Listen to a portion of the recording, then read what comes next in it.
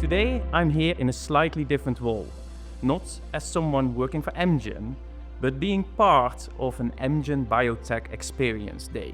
A lot of young group of students are doing those labs experience and really experience the biotech firsthand. I started my career at Amgen 20 years ago, exactly at this location, Amgen Breda. And to have my boys in this building doing those lab experience is really a proud moment, but also is bringing it as a full circle. Amgen Biotech Experience is inspiring the next generation of scientists because they are our future.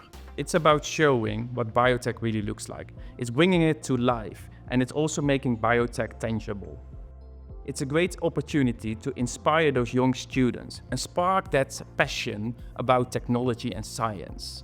At this moment, they have to choose their subjects, and giving moments like this where we bring science alive and excite them can truly make a difference.